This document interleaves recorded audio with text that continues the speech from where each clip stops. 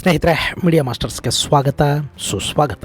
ಗೆಳೆಯರೆ, ನಾವು ಹೆಮ್ಮೆ ಪಡಬೇಕಾದ 2 ವಿಷಯಗಳನ್ನು ನಾನಿಲ್ಲಿ ನಿಮ್ಮ ಜೊತೆ ಹಂಚ್ಕೊಳ್ಳೋದಕ್ಕೆ ಹೋಗ್ತಾ ಇದ್ದೀನಿ. ಮೊದಲನೆಯದು, ಭಾರತ ಮೊಟ್ಟ ಮೊದಲ ಬಾರಿಗೆ ಕ್ರೂಸ್ ಮಿಸೈಲ್ಗಳಿಗೆ ತನ್ನದೇ ಆದ ಸ್ವದೇಶಿ ಇಂಜಿನ್ ಅನ್ನು ತಯಾರು ಮಾಡಿಕೊಂಡಿದೆ ಮತ್ತು ಈ ಮೂಲಕ ಮಿಸೈಲ್ ಇಂಜಿನ್ಗಾಗಿ ರಷ್ಯಾದ ಮೇಲಿನ ಡಿಪೆಂಡೆನ್ಸಿ ಏನಿತ್ತು ಅದರಿಂದ ಭಾರತ ಹೊರಬರೋದಕ್ಕೆ ಸಾಧ್ಯವಾಗ್ತಾ ಇದೆ. ಇನ್ನು ಎರಡನೆಯದು, ಈ ಸ್ವದೇಶಿ ಇಂಜಿನ್ ಹಾಗೂ ಮಿಸೈಲ್ನ ಪ್ರಪೋಲ್ಷನ್ ಸಿಸ್ಟಮ್ ಅನ್ನ ನಮ್ಮ ಬೆಂಗಳೂರಲ್ಲಿ ತಯಾರು ಮಾಡಿದ್ದಾರೆ. ಹೀಗಾಗಿ ಎರಡೂ ಕೂಡ ನಮಗೆ ಹೆಮ್ಮೆಯ ವಿಷಯಗಳೇ. ಇದರ ಜೊತೆಗೆ ಅಡಿಷನಲ್ ಆಗಿ ಇನ್ನೂ ಒಂದು ಖುಷಿ ಪಡಬೇಕಾದ ಸುದ್ದಿ ಇದೆ. ಹಾಗಾದರೆ ಒಂದು ಮಿಸೈಲ್ ಇಂಜಿನ್ ಅನ್ನೋದು ನಮಗೆ ಇಷ್ಟೊಂದು ಖುಷಿ ಪಡೋ ಹಾಗೆ ಮಾಡ್ತಾ ಇರೋದು ಯಾಕೆ?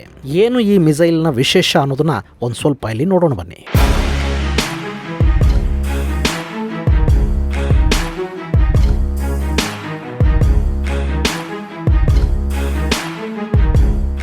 ಗೆಳೆಯರೆ, ಭಾರತ ಸೇನಾ ಶಕ್ತಿಯಲ್ಲಿ ಜಾಗತಿಕವಾಗಿ 4ನೇ ಸ್ಥಾನವನ್ನು ಪಡ್ಕೊಂಡಿದೆ.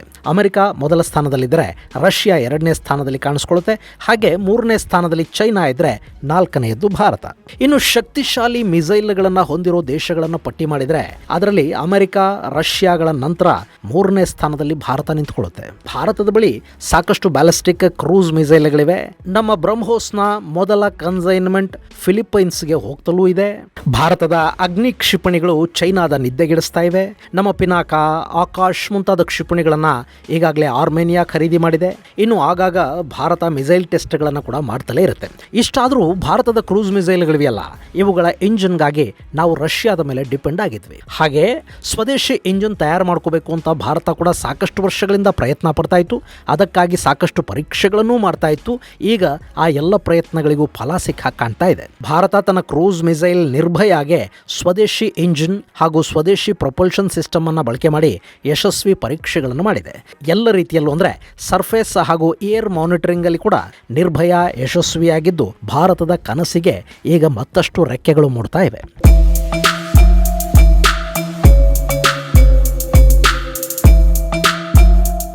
ಗೆಳೆಯರೆ, ನಿರ್ಭಯ ಕ್ರೂಸ್ ಮಿಸೈಲ್ ಕನಸು ನಮ್ಮಲ್ಲಿ ಶುರುವಾಗಿದ್ದು 15 ವರ್ಷಗಳ ಹಿಂದೆ. ಇದರ ಪರೀಕ್ಷೆ ಮೊಟ್ಟ ಮೊದಲ ಬಾರಿಗೆ 2012ರಲ್ಲಿ ನಡೀಬೇಕಿತ್ತು. ಆದರೆ ಅದರ ತಯಾರಿ ಅವತ್ತಿಗೆ ಸಾಧ್ಯವಾಗಲಿಲ್ಲ. ಹೀಗಾಗಿ ಪರೀಕ್ಷೆಯನ್ನು ಮುಂದಿನ ವರ್ಷಕ್ಕೆ ಮುಂದೂಡಲಾಯಿತು. ಆನಂತರ 2014ರಲ್ಲಿ ನಿರ್ಭಯ ಪರೀಕ್ಷೆ ನಡೀತಾದರೂ ಅದರಲ್ಲಿ ಸಾಕಷ್ಟು ದೋಷಗಳು ಕಾಣಿಸ್ಕೊಂಡ್ವು. ಹೀಗಾಗಿ ಎಲ್ಲವನ್ನ ಸರಿಪಡಿಸೋದಕ್ಕೆ 2018ರಲ್ಲಿ ಮತ್ತೆ ಸಮಯಾವಕಾಶವನ್ನು ಕೊಡಲಾಯಿತು.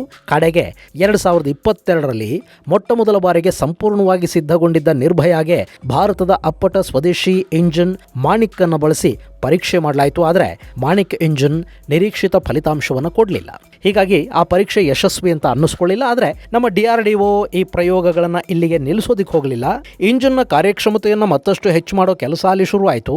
ನಮ್ಮ ಬೆಂಗಳೂರಿನ ಏರೋನಾಟಿಕಲ್ ಡೆವಲಪ್ಮೆಂಟ್ ಎಸ್ಟಾಬ್ಲಿಷ್ಮೆಂಟ್ ಅಲ್ಲಿ ಮತ್ತೆ ಇಂಜಿನ್ ತಯಾರಿಯ ಪರೀಕ್ಷೆಗಳು, ಮಾಡಿಫಿಕೇಶನ್ಗಳು ಎಲ್ಲ ನಡೀತಾ ಹೋದ್ವು. ಮಾಣಿಕ್ ಇಂಜಿನ್ ಅನ್ನು ಅಳವಡಿಸಿದ ನಿರ್ಭಯ ಯಶಸ್ವಿಯಾಗಿ ತನ್ನ ಎಲ್ಲ ಗುರಿಗಳನ್ನು ತಲುಪಿದ ಕೂಡಲೇ ಭಾರತದ ತಂತ್ರಜ್ಞರ ಮುಖದಲ್ಲಿ ಸಂತೃಪ್ತಿ ಮನೆ ಮಾಡಿತು. ಗೆಳೆಯರೆ, ಈ ನಿರ್ಭಯ ಅನ್ನೋದು ಕ್ರೂಸ್ ಮಿಸೈಲ್.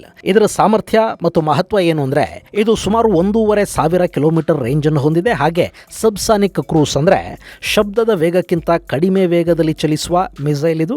ಮತ್ತು ಈ ಕ್ರೂಸ್ ಮಿಸೈಲ್ಗಳ ವಿಶೇಷ ಏನು ಅಂದ್ರೆ, ಇವು ಸರ್ಫೇಸ್ಗೆ ಹತ್ತಿರದಲ್ಲಿ ಚಲಿಸುತ್ತವೆ. ತುಂಬಾ ಮೇಲೆ ಅಂದ್ರೆ ವಾತಾವರಣವನ್ನು ಪ್ರವೇಶ ಮಾಡಿ ಅಲ್ಲಿಂದ ಮತ್ತೆ ಟಾರ್ಗೆಟ್ ಕಡೆಗೆ ಮುನ್ನುಗ್ಗುವ ಬ್ಯಾಲಿಸ್ಟಿಕ್ ಮಿಸೈಲ್ಗಳ ಹಾಗಲ್ಲ ಇವು. ಸೊ ಕೆಳಗೆ ಹಾರುವ ಕ್ರೂಸ್ ಮಿಸೈಲ್ಗಳಲ್ಲಿ ಮ್ಯಾನೋವರಿಂಗ್ಗೆ ಹೆಚ್ಚಿನ ಅವಕಾಶಗಳಿರುತ್ತವೆ. ಅಂದ್ರೆ ಇದನ್ನ ಲಾಂಚ್ ಮಾಡಿದ ನಂತರ ಕೂಡ ಇದರ ಹಾದಿಯನ್ನ ಬದಲಿಸೋದಕ್ಕೆ ಸಾಧ್ಯ ಆಗುತ್ತೆ.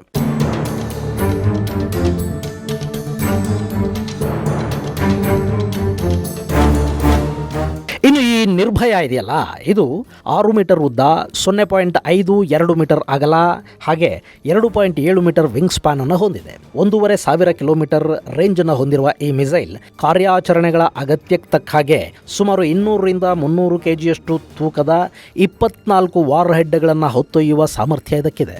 ಈ ವಾರ್ ಹೆಡ್ಗಳನ್ನು ಕೂಡ ಬೇರೆ ಬೇರೆ ಟಾರ್ಗೆಟ್ಗಳ ಮೇಲೆ ಬಳಸೋದಕ್ಕೆ ಸಾಧ್ಯ ಆಗುತ್ತೆ. ಅಂದ್ರೆ ಇದು ಒಮ್ಮೆ ಲಾಂಚ್ ಆಯಿತು ಅಂತ ಇಟ್ಕೊಳ್ಳಿ, ದಾರಿಯುದ್ದಕ್ಕೂ ಎಷ್ಟೆಷ್ಟು ಬೇಕೋ ಅಷ್ಟಷ್ಟು ವಾರ್ ಹೆಡ್ಗಳನ್ನು ಕೆಡುತ್ತಾ ಹೋಗುತ್ತೆ. ಇದು ನಿರ್ಭಯಾದ ವಿಶೇಷ ಸಾಮರ್ಥ್ಯ. ಇನ್ನೂ ಒಂದು ಅದ್ಭುತ ಅಂದ್ರೆ, ಇದು ಸುಮಾರು 50 ಮೀಟರ್ನಿಂದ 4 ಕಿಲೋಮೀಟರ್ಗಳಷ್ಟು ಎತ್ತರದಲ್ಲಿ ಹಾರಾಟ ಮಾಡೋದ್ರಿಂದ ಯಾವುದೇ ದೇಶದ ರಡಾರ್ಗಳ ಕಣ್ಣಿಗೆ ಕಿವಿಗೆ ಸಿಗದೆ ರಡಾರ್ ವ್ಯವಸ್ಥೆಯನ್ನ ಯಾಮಾರಿಸಿ ಟಾರ್ಗೆಟ್ ಅನ್ನ ಇದು ಹೊಡೆದು ಹಾಕತ್ತೆ. ಅಂದ್ರೆ ಶತ್ರು ದೇಶದ ಏರ್ ಡಿಫೆನ್ಸ್ ಸಿಸ್ಟಮ್ಗಳನ್ನ ಯಾಮಾರಿಸಿ ಬಿಡುವ ಶಕ್ತಿ ಇದಕ್ಕಿದೆ. ಈ ಕ್ರೂಸ್ ಮಿಸೈಲ್ಗಳನ್ನ ಬಹುತೇಕ ದೇಶಗಳು ಪ್ರಿಫರ್ ಮಾಡೋದಕ್ಕೆ ಕಾರಣನೇ ಇದು. ಇವು ಕಡಿಮೆ ಎತ್ತರದಲ್ಲಿ ಹಾರಾಟ ಮಾಡುತ್ತವೆ, ಕಡಿಮೆ ಪ್ರಿಸಿಷನ್ ಅನ್ನು ಹೊಂದಿರುತ್ತವೆ. ಹೀಗಾಗಿ ಇವುಗಳ ನಿರ್ಮಾಣಕ್ಕಾಗೋ ಖರ್ಚು ಕೂಡ ಕಡಿಮೆನೆ. ಬ್ಯಾಲಿಸ್ಟಿಕ್ ಮಿಸೈಲ್ಗಳಿಗಿಂತ ಕಡಿಮೆ ಖರ್ಚಲ್ಲಿ ಕ್ರೂಸ್ಗಳು ಸಿದ್ಧ ಆಗುತ್ತವೆ. ಅದರ ಜೊತೆಗೆ ಇದಕ್ಕೆ ಆಧುನಿಕ ತಂತ್ರಜ್ಞಾನದ ಲೇಪ ಕೂಡ ಬಿತ್ತು ಅಂದ್ರೆ ಇವು ಅತ್ಯದ್ಭುತ ಕಾಮಿಕಾಜಿ ಡ್ರೋನ್ಗಳ ತರ ಕೂಡ ಕೆಲಸ ಮಾಡುತ್ತವೆ. ಈಗ ನಿರ್ಭಯಾದಿಂದ ಇದನ್ನೇ ನಿರೀಕ್ಷೆ ಮಾಡಲಾಗ್ತಾ ಇದೆ. ಇದರಲ್ಲಿ ಲಾಯ್ಡ್ರಿಂಗ್ ಟೆಕ್ನಾಲಜಿ ಕೂಡ ಇದೆ. ಇನ್ನು ಇದರಲ್ಲಿನ ಇಂಜಿನ್ಗೆ ಮಾಣಿಕ್ ಅನ್ನೋ ಹೆಸರನ್ನು ಕೊಡಲಾಗಿದೆ. ಇದು 4.5 ಕಿಲೋ ನ್ಯೂಟನ್ ಶಕ್ತಿಯನ್ನು ಹೊಂದಿದೆ. ಗೆಳೆಯರೆ, ಈ ನಿರ್ಭಯ ಅನ್ನೋದು ವೆಹಿಕಲ್ ಮೌಂಟೆಡ್ ಮಿಸೈಲ್ ಆಗಿರುತ್ತೆ. ಹೀಗಾಗಿ ಇದನ್ನು ಒಂದು ಕಡೆಯಿಂದ ಮತ್ತೊಂದು ಕಡೆಗೆ ಸುಲಭವಾಗಿ ಸಾಗಿಸೋದಕ್ಕೆ ಸಾಧ್ಯ ಆಗುತ್ತೆ. ಇನ್ನು ಇದರ ಲಾಂಚಿಂಗ್ ವೆಹಿಕಲ್ ತಯಾರು ಮಾಡಿಕೊಡ್ತಾ ಇರೋದು ಟಾಟಾ ಸಂಸ್ಥೆ ಅನ್ನೋದು ಮತ್ತೊಂದು ವಿಶೇಷ. ಇನ್ನು ಇಷ್ಟು ದಿನ ನಿರ್ಭಯ ಬೇಸಿಕ್ ವೇರಿಯಂಟಿಗೆ ರಷ್ಯಾದ NPO ಸ್ಯಾಟರ್ನ್ 36 MT ಇಂಜಿನ್ ಅನ್ನು ಬಳಕೆ ಮಾಡಲಾಗ್ತಾ ಇತ್ತು. ಈಗ ಸ್ವದೇಶಿ ನಿರ್ಮಿತ ಸ್ಮಾಲ್ ಟರ್ಬೋಫ್ಯಾನ್ ಇಂಜಿನ್ ಅನ್ನು ಬಳಕೆ ಮಾಡ್ತಾ ಇದ್ದಾರೆ.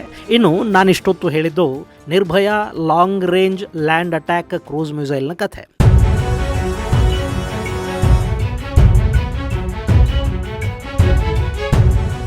ಈ ನಿರ್ಭಯ ಇಲ್ಲಿಗೆ ಮುಗಿಯೋದಿಲ್ಲ.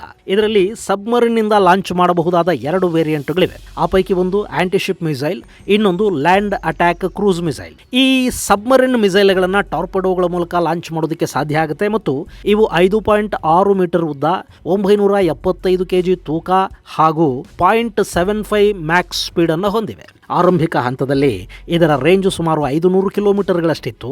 ಅದನ್ನು ಈಗ ಏರಿಸುವ ಕೆಲಸ ಕೂಡ ನಡೆದಿದೆ. ಈಗ ಸಬ್ಮರಿನ್ ಕ್ರೂಸ್ ಮಿಸೈಲುಗಳು 800 ಕಿಲೋಮೀಟರ್ವರೆಗೆ ತಮ್ಮ ರೇಂಜನ್ನು ಹೆಚ್ಚು ಮಾಡಿಕೊಂಡಿವೆ. ಇನ್ನು ಈ ನಿರ್ಭಯ ಈಗಾಗಲೇ ಭಾರತೀಯ ಸೇನೆಯಲ್ಲಿ ಸ್ಥಾನವನ್ನು ಕೂಡ ಪಡ್ಕೊಂಡಿದೆ. ಆದರೆ ಈಗ ಪರೀಕ್ಷೆ ಮಾಡಿರುವುದು ಭಾರತೀಯ ಸ್ವದೇಶಿ ಇಂಜಿನ್ ಹಾಗೂ ಪ್ರಪಲ್ಷನ್ ಅನ್ನು ಅಳವಡಿಸಿರುವ ನಿರ್ಭಯ ಮಿಸೈಲ್. ಇದು ಕೂಡ ಈಗ ಯಶಸ್ಸನ್ನು ಸಾಧಿಸಿದೆ. ಇನ್ನು ಇಲ್ಲಿ ನಿರ್ಭಯ ಅನ್ನೋದು ಹೊಸ್ತಲ್ಲ, ಅದರ ಇಂಜಿನ್ ಮಾತ್ರ ಸ್ವದೇಶಿ. ಹೀಗಿರುವಾಗ ಇದರ ಬಗ್ಗೆ ಇಷ್ಟೊಂದು ಇಂಪಾರ್ಟೆನ್ಸ್ ಯಾಕೆ ಅಂತ ನಿಮ್ಗೆ ಅನ್ನಿಸಬಹುದು. ಈ ಸ್ವದೇಶಿ ಇಂಜಿನ್ ಮಾಣಿಕ್ ಯಶಸ್ವಿಯಾಗಿರೋದು ಭಾರತದ ಆಯುಧ ತಯಾರಿಯ ಭವಿಷ್ಯದ ದೃಷ್ಟಿಯಿಂದ ತುಂಬಾ ಒಳ್ಳೆಯ ಬೆಳವಣಿಗೆ. ಯಾಕೆಂದ್ರೆ ಇದರಿಂದಾಗಿ ನಾವು ರಷ್ಯಾದ ಮೇಲಿನ ಡಿಪೆಂಡೆನ್ಸಿಯಿಂದ ಹೊರಬರ್ತೀವಿ ಅನ್ನೋದು ಒಂದು ಕಡೆ. ನಮ್ಮದೇ ಆದ ಇಂಜಿನ್ ಅನ್ನು ತಯಾರು ಮಾಡೋದ್ರಿಂದ ನಾಳೆ ನಾವು ಬೇರೆ ಮಿಸೈಲ್ಗಳಲ್ಲಿ ಕೂಡ ಈ ಸ್ವದೇಶಿ ಇಂಜಿನ್ ಅನ್ನು ಬಳಕೆ ಮಾಡೋದಕ್ಕೆ ಸಾಧ್ಯ ಆಗುತ್ತೆ. ಮತ್ತು ನಮ್ಮ ಮಿಸೈಲ್ಗಳನ್ನ ಯಾರಿಗೆ ಮಾರಾಟ ಮಾಡಬೇಕು, ಯಾರಿಗೆ ಮಾರಾಟ ಮಾಡಬಾರದು ಅನ್ನೋ ಬಗ್ಗೆ ನಾವು ರಷ್ಯಾ ಅಥವಾ ಇನ್ಯಾರದ್ದು ಅಪ್ಪಣೆ ಅನುಮತಿಗಳಿಗಾಗಿ ಕಾಯಬೇಕಾಗಿರೋದಿಲ್ಲ. ಹಾಗೇನೆ ಭಾರತ ಇವತ್ತಿನವರೆಗೆ ಏನೇ ಮಿಸೈಲ್ ತಯಾರಿಕೆಯಲ್ಲಿ 3ನೇ ಶಕ್ತಿಶಾಲಿ ದೇಶ ಅನ್ನಿಸ್ಕೊಂಡ್ರೂ ಕೂಡ ಇವತ್ತಿನ ಅತ್ಯಗತ್ಯ ಆಯುಧ ಅನ್ನಿಸ್ಕೊಳ್ಳುವ ಡ್ರೋನ್ ತಯಾರಿಕೆಯಲ್ಲಿ ಭಾರತ ಇವತ್ತಿಗೂ ಹಿಂದೆ ಬಿದ್ದಿದೆ. ನಮ್ಮಲ್ಲಿ ಲಾಯ್ಡ್ರಿಂಗ್ ಡ್ರೋನ್ ನಂಥ ಚಿಕ್ಕ ಆಯುಧಗಳನ್ನು ಯಶಸ್ವಿಯಾಗಿ ಮಾಡಿದ್ದೀವಿ. ಆದರೆ ಶಕ್ತಿಶಾಲಿ ಅಟ್ಯಾಕಿಂಗ್ ಹಾಗೂ ಗಸ್ತು ಡ್ರೋನ್ಗಳನ್ನು ಸ್ವದೇಶದಲ್ಲೇ ಸಿದ್ಧಪಡಿಸ್ಕೊಳ್ಳೋದಕ್ಕೆ ನಮಗೆ ಇದುವರೆಗೆ ಸಂಪೂರ್ಣವಾಗಿ ಸಾಧ್ಯ ಆಗಿಲ್ಲ. ಅದಕ್ಕೆ ಕಾರಣ ಇಂಜಿನ್ ತಂತ್ರಜ್ಞಾನ. ಗೆಳೆಯರೆ, ಇಂಜಿನ್ ಅನ್ನು ಸಿದ್ಧಪಡಿಸೋದಕ್ಕೆ ನಮಗೆ ಸಾಧ್ಯ ಆಗಿಬಿಟ್ರೆ ನಾವು ಆಯುಧ ಕ್ಷೇತ್ರದಲ್ಲಿ ದೊಡ್ಡ ಸಾಧನೆ ಮಾಡೋದಕ್ಕೆ ಸಾಧ್ಯ ಆಗುತ್ತೆ. ಆದರೆ ಸ್ವದೇಶಿ ಇಂಜಿನ್ ತಯಾರಿಕೆ ನಮ್ಮಲ್ಲಿ ತುಂಬಾ ವಿಳಂಬವಾಗ್ತಾ ಇತ್ತು. ಇಂಜಿನ್ಗಳು ನಿರೀಕ್ಷಿತ ಮಟ್ಟವನ್ನು ಮುಟ್ಟುತ್ತಾ ಇರಲಿಲ್ಲ. ಈಗ ಆ ಪ್ರಯತ್ನಗಳಿಗೆ ಮಾಣಿಕ್ ಒಂದು ಭರವಸೆಯ ಥರ ಕಾಣ್ತಾ ಇದೆ. ಮಾಣಿಕ್ ಇಂಜಿನ್ಗಳನ್ನು ಇನ್ನು ಮುಂದೆ ಡ್ರೋನ್ಗಳಲ್ಲಿ ಕೂಡ ಬಳಸುವ ಪ್ರಯತ್ನ ನಡೆಯುತ್ತೆ. ಅದು ಯಶಸ್ವಿ ಆದರೆ ಭಾರತದ ಸ್ವದೇಶಿ ಡ್ರೋನ್ ನಿರ್ಮಾಣದ ಬಹುದಿನಗಳ ಕನಸು ಮತ್ತು ಪ್ರಯತ್ನ ಏನಿತ್ತು ಅದಕ್ಕೆ ಯಶಸ್ಸು ಸಿಗುತ್ತೆ. ಈ ಕಾರಣಕ್ಕೆ ಮಾಣಿಕ್ ಇಂಜಿನ್ ಅನ್ನೋದು ಅತ್ಯಂತ ಮಹತ್ವವನ್ನು ಪಡ್ಕೊಳ್ತಾ ಇದೆ. ಇದು ಗೆಳೆಯರೆ ನಿರ್ಭಯ ಕ್ರೂಸ್ ಮಿಸೈಲ್ ಹಾಗೂ ಸ್ವದೇಶಿ ನಿರ್ಮಿತ ಮಾಣಿಕ್ ಇಂಜಿನ್ ಕುರಿತಾದ ಒಂದಷ್ಟು ಮಾಹಿತಿ. ಮುಂದಿನ ಸಂಚಿಕೆಯಲ್ಲಿ ಮತ್ತಷ್ಟು ವಿಶೇಷಗಳ ಜೊತೆ ಮತ್ತೆ ಭೇಟಿಯಾಗೋಣ. ಅಲ್ಲಿವರೆಗೆ ಜೈ ಹಿಂದ್, ಜೈ ಕರ್ನಾಟಕ.